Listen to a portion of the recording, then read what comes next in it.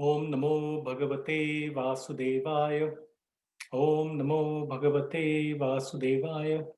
Om Namo Bhagavate Vasudevaya. Welcome, dear devotees, and thank you for this opportunity to speak Srimad Bhagavatam. I am the least unqualified of all the people who are on this call to speak Srimad Bhagavatam, but because I'm going to be quoting from the words of Srila Prabhupada and the previous acharyas, even that imperfection will still allow me to speak because I'm speaking for the glorification of Radha Mulidhar, Sri Gaurachandra, and Varaha Nrsimhadev, and for my own purification. So with your blessings, I see Adi Purush Prabhu there and many other exalted souls. With your blessings, let me open up today's verse. So I will share my screen and we can read the verse together. It's from Srimad Bhagavatam, 8th canto, 14th chapter, verse number 5. Tato dharmam chatushpadam manavo harino uditaha yuktaha sancharayanti adha swe swe kale mahim ripa. Word by word translation by Srila Prabhupada.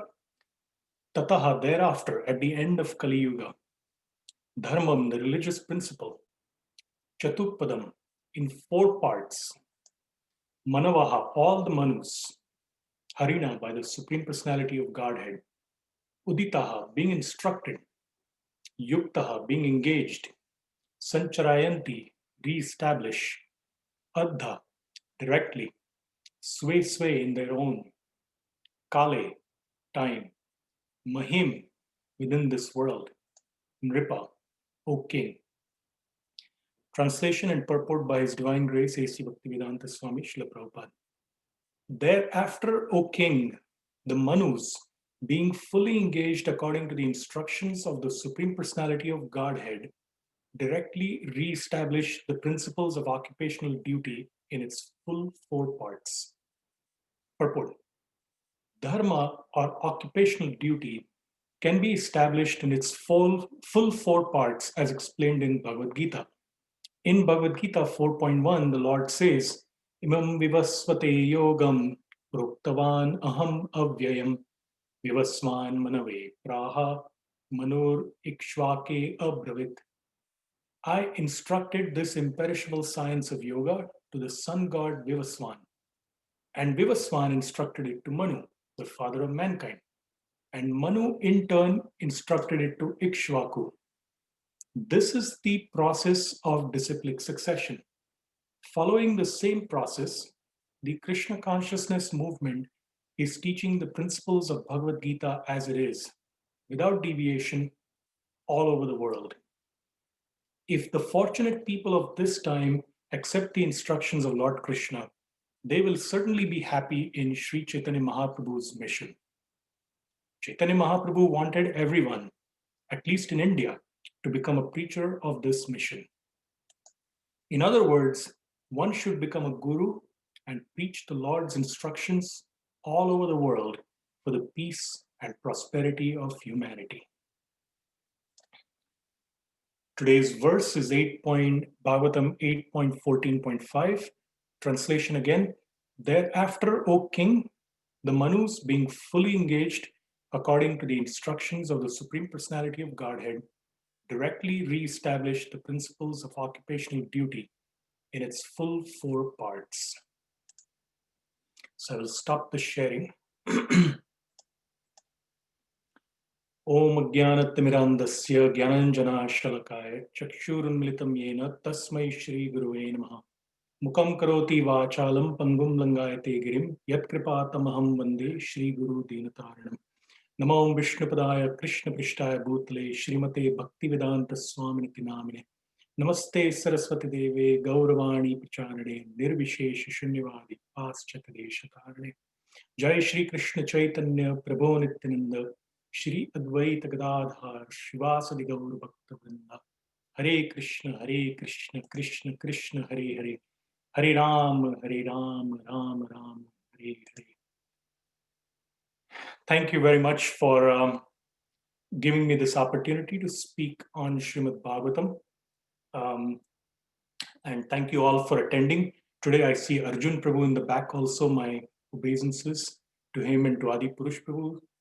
Please bless me so I can speak something that is pleasing to the Supreme Lord and inspirational for the bhakti of everyone who hears. So in each day of Brahma, there are 1,000 Divya Yugas, or 1,000 cycles of the four ages, Satya Yuga, Treta Yuga, Dwapar, and Kali. Thus, each day of Brahma consists of 4.32 billion years by earthly calculation. So that's one day of Brahma, that's 12 hours of Brahma. And each of his nights consists of 4.32 billion years. So, we are currently living in the Kali Yuga, which lasts 432,000 years. The Yuga before this was Dwapar Yuga, at the end of which Sri Krishna appeared himself. And that age lasted double the age of Kali Yuga, so 864,000 years. Treta Yuga, the Yuga before that, lasted double that, so 1.6 something million years. And Satya Yuga before that was double that, so 3.2 something years. So together, it's 4.32 billion years of earthly calculation. Sorry, 4.3, let me take that back. So together, those four ages are 4.32 million years. And 1,000 of these four ages together, that's one day of Brahma. So that's a long period of time. And frankly, I don't know about you, but I find it really difficult to bend my head around these kind of time scales. It's difficult enough for me to imagine 500 years, what to speak of 4.3 billion years. So Bhagavatam tells us that there are 14 Manus appointed to rule the universes in every day of Brahma. So each Manu's reign, by calculating, it's a simple calculation, 1,000 Divya Yugas that I mentioned, the cycle of four Yugas together, 1,000 such divided by 14. So each Manu's reign lasts roughly 71 Divya Yugas, which is approximately 307 million years. So they live, these Manus, they live a long time.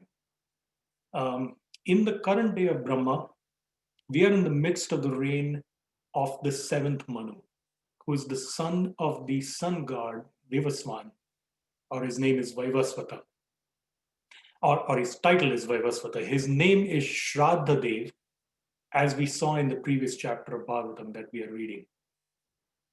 So Srila Prabhupada says in his preface to Srimad Bhagavatam, this is one of my favorite passages, and I frequently, like several times a month, refer back to these words of Srila Prabhupada's. So it's in the preface to Srimad Bhagavatam, if anyone of you wants to pull it up or note it for later reference.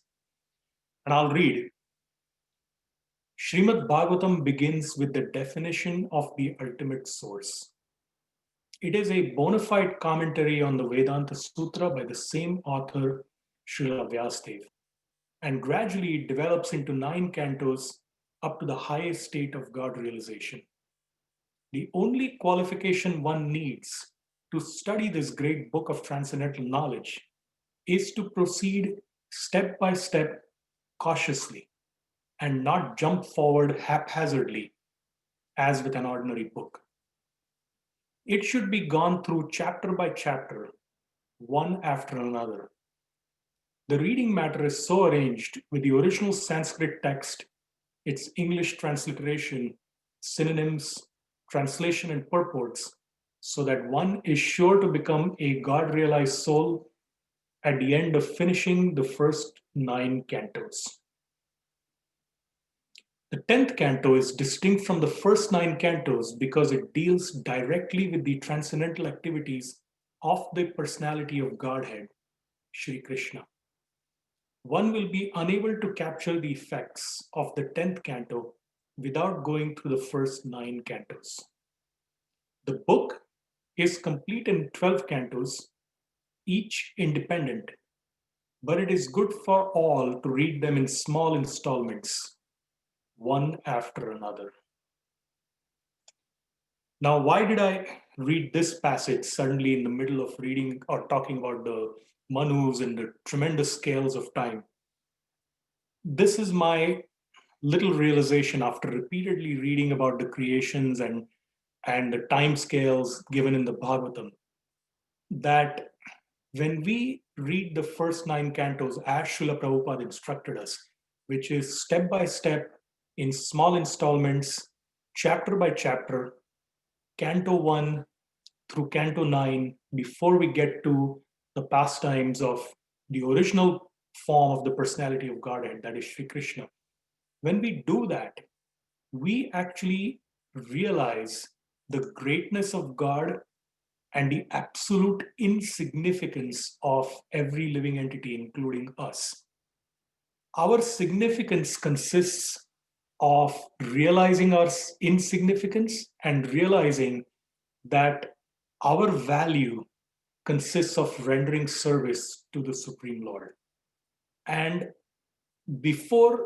without reading these 9 cantos thoroughly, and then you get to the 10th canto, and then Sri Krishna explains to Uddhava, the Uddhav Gita in 11th canto, and then the Bhagavatam closes with the 12th canto. Without going through systematically and understanding the awe and the majesty, it's difficult when we hear about the sweetness of Krishna, when we hear about the pastimes of Krishna in his childhood form, with the cowherd friends, male friends that he has, with the gopis, with his the senior gopas and gopis that he has parental, like a child and a parent relationship with. It is difficult to really appreciate that sweetness for what it is. It is the sweetness of the Supreme Lord who actually wants to forget that he is God and enjoy pastimes with his devotees who are so much in love with him that Brihad Bhagavatamrita describes that they completely forget that Krishna is God. Brihad Bhagavatamrita actually describes that in every other place other than Gokul, Vrindavan, which is the Vrajabhumi on earth, and its counterpart in the spiritual world, Goloka Vrindavan, the topmost spiritual planet, in every other planet, including Dwarka and Vaikuntha in the spiritual worlds, what to speak of the heavenly planets and Brahma's planet, the supremacy, the awe-inspiring nature of God, and if I may call it, the godness of God predominates in all the relationships that Krishna's devotees have with him. It's only in Vrajabhumi and in Goloka Vrindavan that Krishna's sweetness shines through. And it is this sweet relationship that Sri Chaitanya Mahaprabhu came to give us 540 years ago, something like that, 536 years ago, 34 years ago. And that sweetness he came to give us, and his followers expounded on his teachings and took them to all parts of India. And then his divine grace, Srila Prabhupada, took them to all parts of the world. And which is why we are sitting here attending Srimad Bhagavatam class, because of the efforts of the great saint who came here in 1965, set sail from India and set up the International Society for Krishna Consciousness. So, in Srimad Bhagavatam, 2nd canto, I'll give the reference if anyone wants to note it. It's 2nd canto, 10th chapter, 1st verse. Sri Shukadev Goswami says, in the Srimad Bhagavatam, there are 10 divisions of statements regarding the following: the creation of the universe, sub-creation, planetary systems, protection by the Lord, the creative impetus, the change of Manus, the science of God, returning home, back to Godhead, liberation, and the summum bonum, that is Sri Krishna. In the purport to Srimad Bhagavatam 12.7.9 and 10, so 12th canto, 7th chapter, verses 9 and 10, the purport by the followers of Srila Prabhupada quotes Srila Jiva Goswami as saying this: Srila Jiva Goswami has explained that the 10 principal topics of Srimad Bhagavatam are found within each of the 12 cantos. One should not try to assign each of the 10 topics to a particular canto, nor should the Srimad Bhagavatam be artificially interpreted to show that it deals with the topics successively. The simple fact is that all aspects of knowledge important to human beings, summarized in the 10 categories mentioned above, are described with various degrees of emphasis and analysis throughout the Srimad Bhagavatam. Still, I have heard speakers say that the 8th canto, which is where we are right now, deals with Poshanam or protection by the Lord. And we see that in the 8th canto, we see that with the descriptions of Gajendra, the elephant, the protection of the demigods during the churning of the milk ocean, the bestowing on Bali Maharaj of Krishna's benedictions when Bali Maharaj offered Vamanadev his head to step on, and the saving of Maharaj Satyavrat from the waters of universal devastation by Krishna's Matsya avatar or the fish avatar. So to be sure, the entire Bhagavatam abounds with stories of the Lord's protection of his devotees. Can we think of some instances? I'm sure when you think of Bhagavatam and protection and the stories of the devotees, there is many instances that might come to mind if anyone wants to toss it out. Otherwise, I can proceed. Let me pause for a second.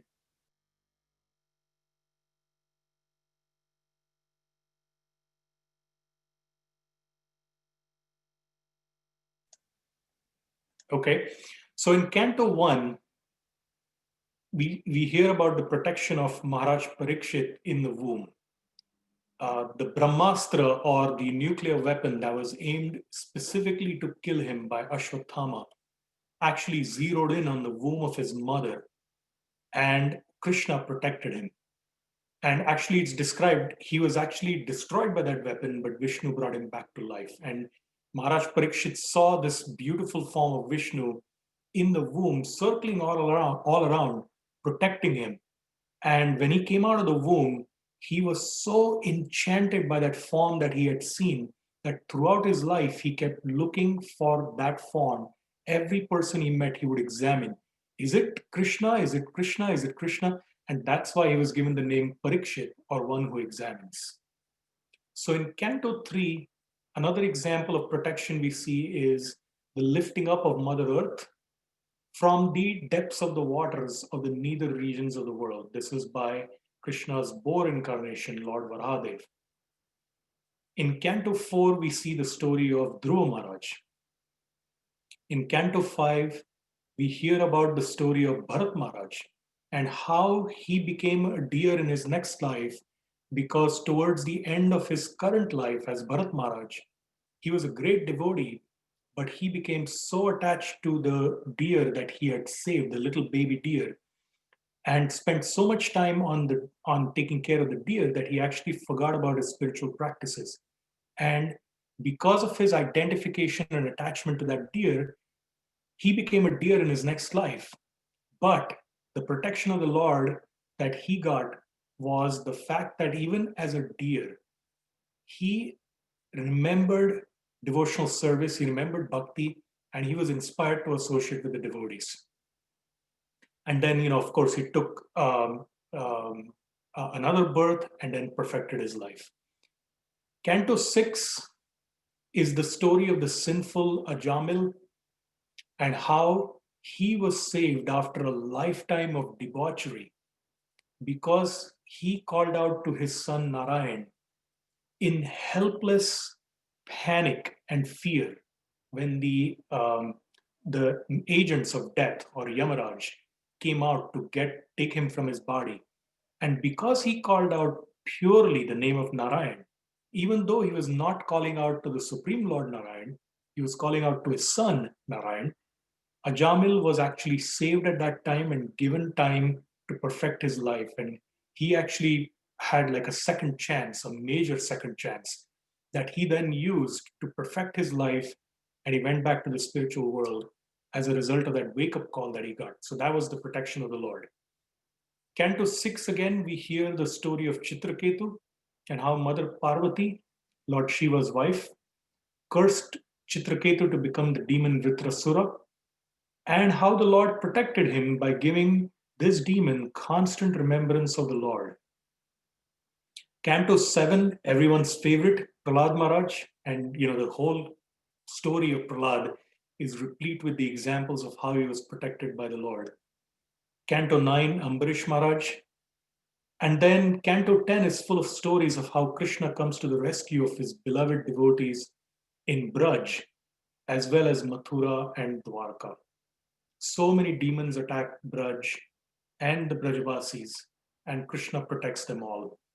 Why just the demons? Even Indra, the king of the heavens, attacks Braj because he's angry that his worship was stopped by Krishna. And then the story of Govardhan Leela takes place where Krishna protects the Brajavasis and protects Vrindavan or Braj by lifting Govardhan. So we see this theme of protection running throughout the Bhagavatam. In the 8th canto, which we are currently reading, is also a description of the Manus, the 14 Manus. Remember that I talked about at the start of the presentation, and the system of universal management that they use to run the universe.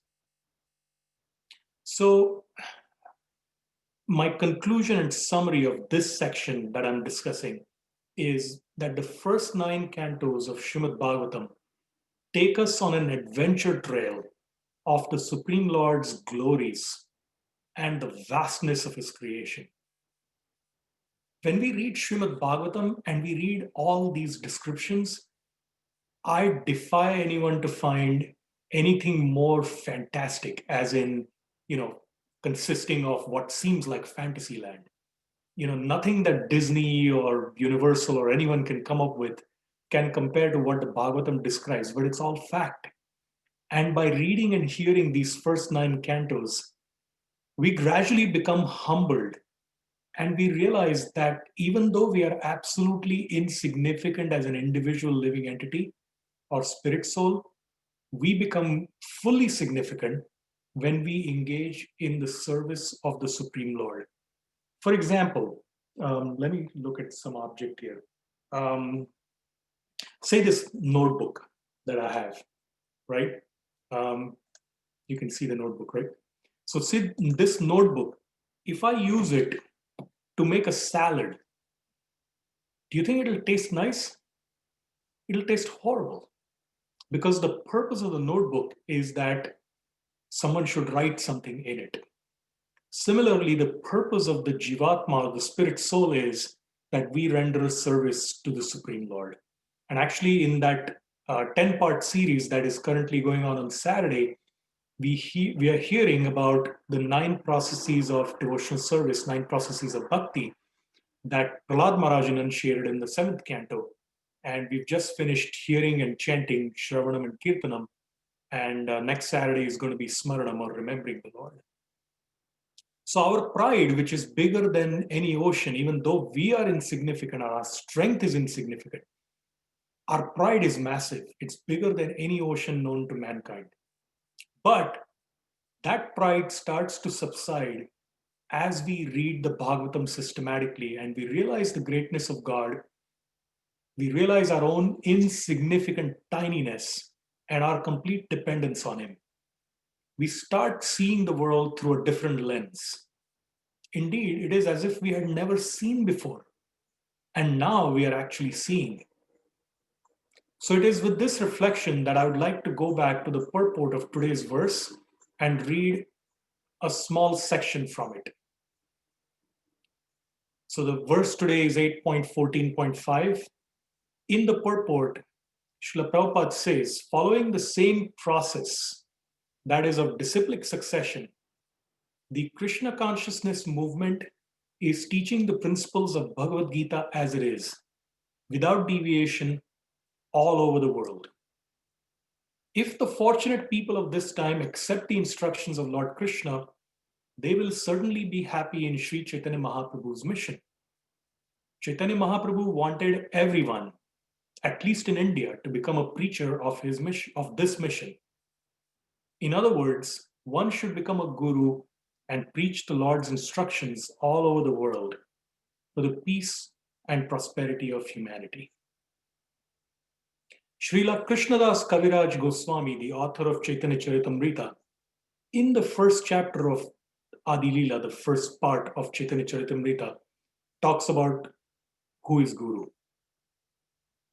He says the first manifestation described is the spiritual master, who appears in two plenary parts called the initiating spiritual master and the instructing spiritual master. You might have also heard the terms Diksha Guru, that is the initiating spiritual master, and Shiksha Guru, or instructing spiritual master. Krishnadas Kaviraj Goswami says they are identical because both of them are phenomenal manifestations of the supreme truth. So, excuse me. Krishna describes how he is within the heart of every living entity as Paramatma. He describes this in the Gita. And internally, he's called a Chaitya Guru, or the Guru from within the heart. The spiritual master is the external manifestation of that internal Guru. Now, most of us have very little qualification to be a Diksha Guru. We can certainly, some of us might be instructing spiritual masters in the sense that we might share Krishna consciousness using the words of the previous acharyas, adding our realizations, but never deviating from the content, the mood, or the text, and sharing that bhakti or that process with other people. But there is also the Path Pradarshaka Guru. Path is pathway. So ironically, in English, when you spell out that Sanskrit word, it spells out as P-A-T-H, same as path. This Path Pradarshaka Guru is the person who shows us the way to transcendence. So even though most of us will not ever be a Diksha Guru or initiating spiritual master, and most of us might not be instructing spiritual masters, we can all be Path Pradarshaka Gurus in the sense that we can help people see what is the way to transcendence. As everyone knows, these are very troubled times for almost everyone in the world today. Devotees too are affected. It's not just COVID-19, it's the collapse of many economic systems. Many people have lost their jobs. People are suffering due to various reasons. Relationships seem to be breaking up at an increasing rate in this year than others. So many disasters are happening. So we are not immune from the travails of the material world just because we have taken to Krishna Bhakti. We see this again and again in Srimad Bhagavatam. And Krishna instructs Arjuna that this material world is a temporary place full of misery. So expecting this material world to be beautiful, soothing, calm, perfection is completely being an illusion. Even the Pandavas, who were such close friends of Krishna, it's described that Arjuna, one of the 5 Pandavas, would actually sit, eat, even lie down in the same bed after a meal. They would lie down together, Krishna and Arjuna. And they would, can you hear? I just got a message saying my internet connection is unstable, but it's fine. Okay, thank you.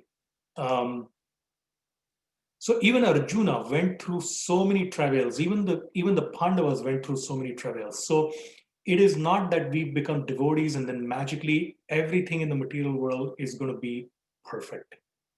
The protection that Krishna gives us, as we talked about earlier, is the protection of always remembering Krishna, always seeing Krishna's hand in everything that happens to us, and internally taking deep shelter of Krishna through our chanting, through our hearing, through our prayers, and by seva or service.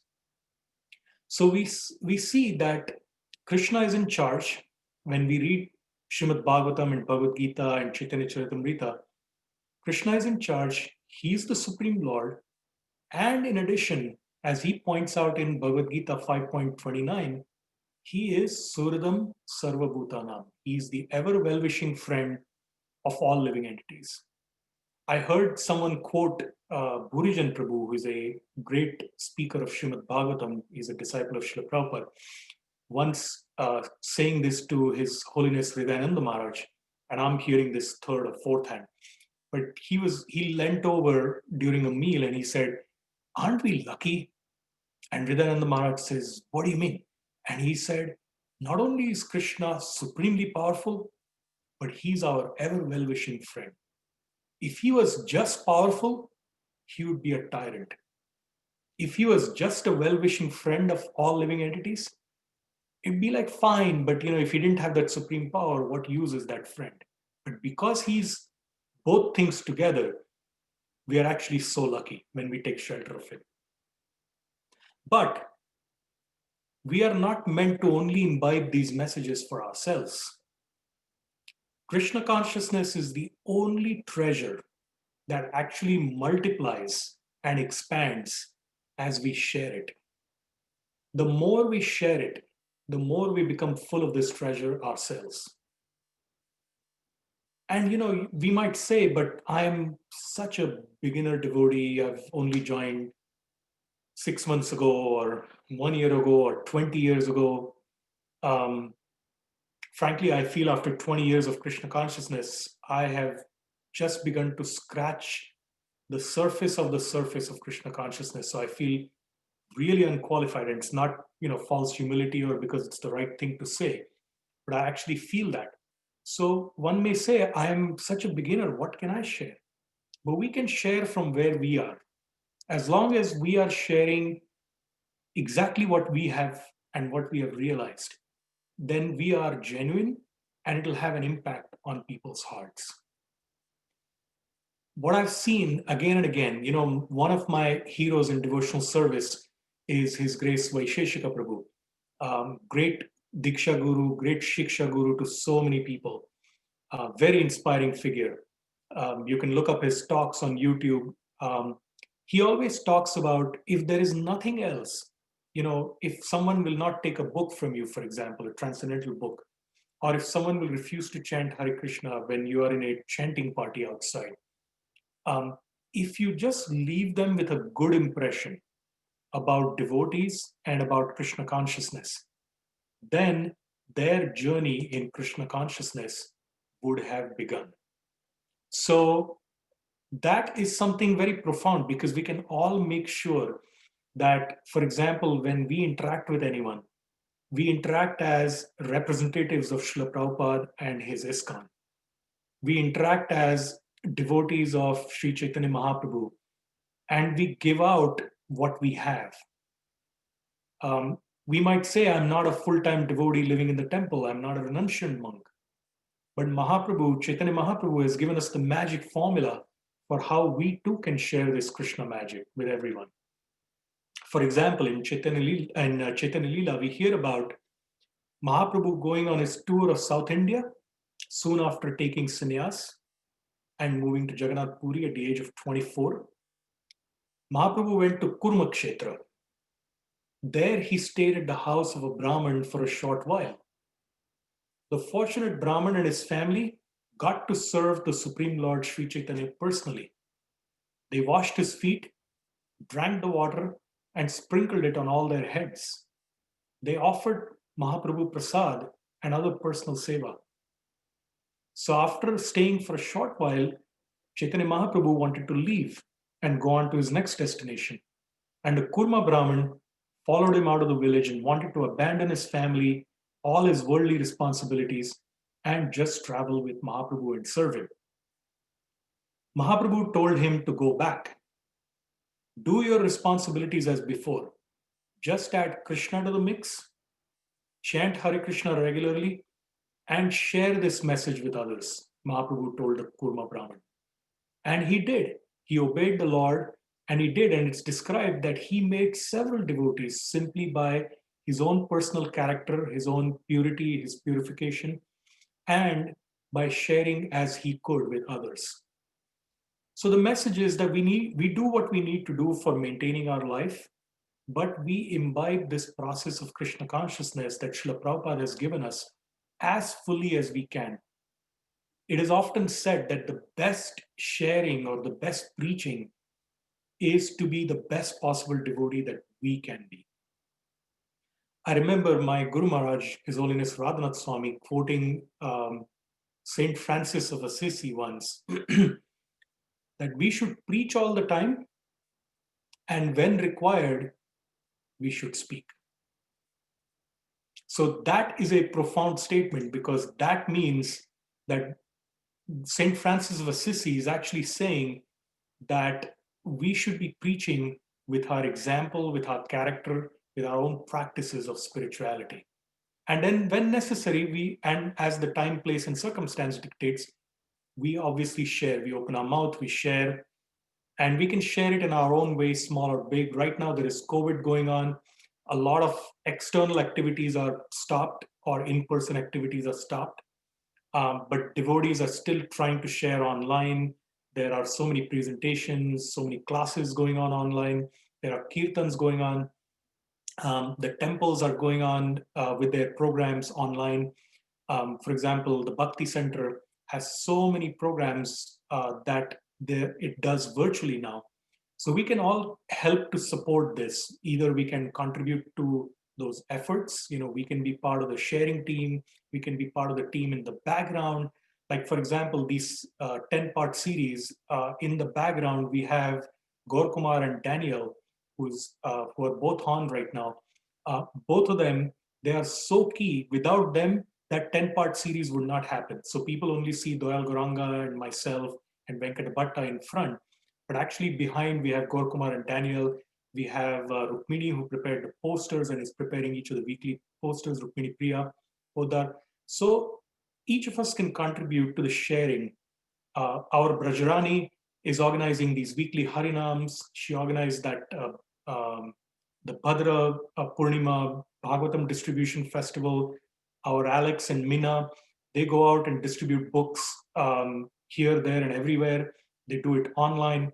So either we can go out and chant with them or distribute with them, or if we are nervous about being out in close proximity with unmasked people outside, we can support them, either wish well for them, pray for them, sponsor a case of books that they can distribute to people, spread the word. So there are so many ways to do it. We can support the Bhakti Center financially, or we can support projects like Geetanagari Eco Farm, which is attracting a lot of favorable attention because it's doing farming in a sustainable way, cow protection in a sustainable way. We can talk to co-workers about Krishna consciousness in ways that are appropriate to the office environment.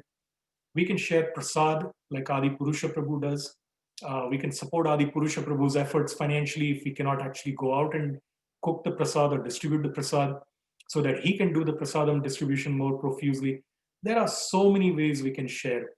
One of my Shiksha gurus, His Holiness Bhakti Rasamrita Swami, in a lecture that I attended in person in Leicester in the United Kingdom, he talked about how every single service we do can become sharing of Krishna consciousness if we do it with a meditation that I'm helping others hear about Krishna, see Krishna, or come closer to him. Deity worship. You might say, I'm a pujari and I don't really get time to go out and share Krishna consciousness. But your deity worship is actually sharing of Krishna consciousness, because when you dress the deities nicely and their pictures go out on social media, or devotees drop by and they come see Radha Murlidhar, Sri Gaurachandra and Varana Simhadev on the altar being dressed and worshipped so lovingly and so nicely. That is sharing of Krishna Bhakti, because that awakens the love of others for the Supreme Lord. So the goal of every single thing we do in life should be to please Krishna. Samsiddhir Haritoshnam. So I'd like to end by reading from a Bhagavatam verse that is incredibly inspiring. It's Srimad Bhagavatam 3.13.49, 3.13.49.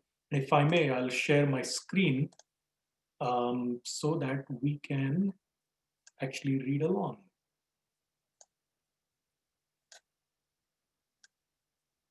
There we go. Can everyone see? Daniel, can you speak up? Because now I'm seeing my screen, not you. Yes, Prabhu. We can see. Thank you. Thank you. So this is Bhagavatam 3.13.49. I'll read the English. Nothing remains unachieved when the Supreme Personality of Godhead is pleased with someone. By transcendental achievement, one understands everything else to be insignificant.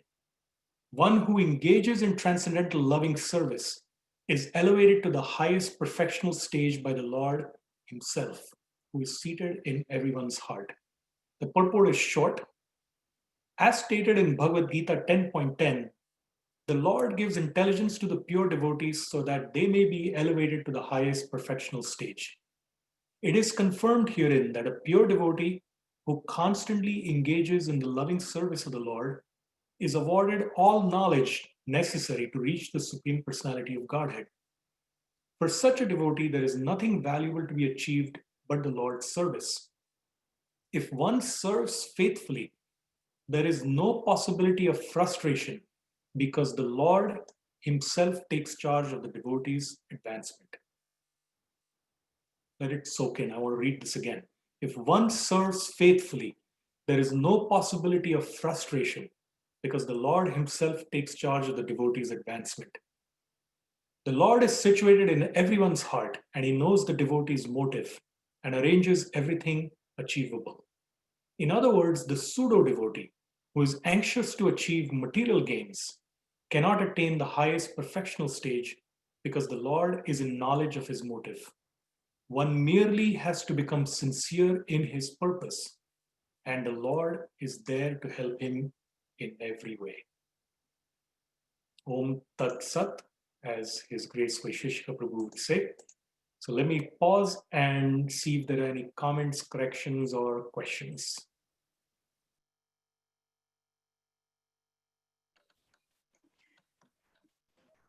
Hi Krishna, thank you so much, bro, for amazingly weaving the concept of the themes of the Bhagavatam into this particular section and making us remember. Literally, you went through the whole Bhagavatam, I would say, like remembering all the different pastimes that were in each and every canto.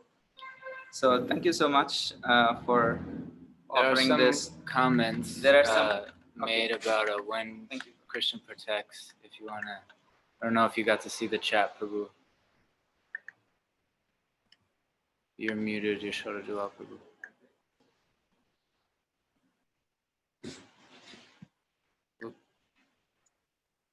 Yeah, no, I did not see the chat. Let me see the chat. I was looking at Arjun Prabhu, yourself, and Brajasakhi, Daniel. So yeah. Well,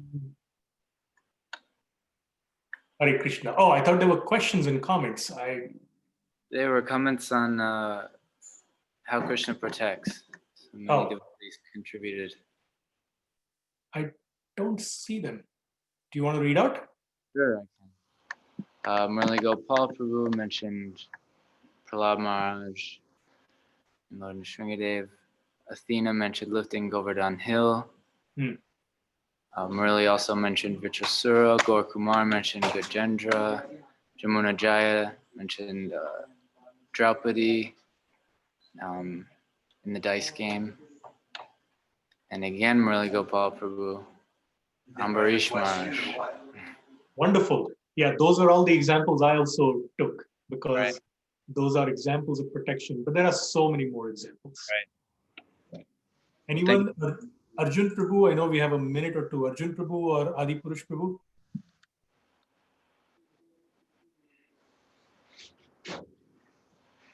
Adipurush Prabhu is on mute. He can unmute. Oh, yeah, fantastic class. Perfect. Really very clear. When I hear about the universal form of management, for example, if Yasoda-dulal, if you were appointed as the Manu, how would you manage it? How would you do? How would you arrange everything in the universe so that people are benefiting and going forward? I I would desperately pray to be born in Sri Chaitanya Mahaprabhu's movement, and specifically in Srila Prabhupada's movement, and to somehow or the other give up this post of Manu quickly. It is no joke being a king or a universal ruler. I mean, what to speak of universal ruler? It's no joke being the king of a small country.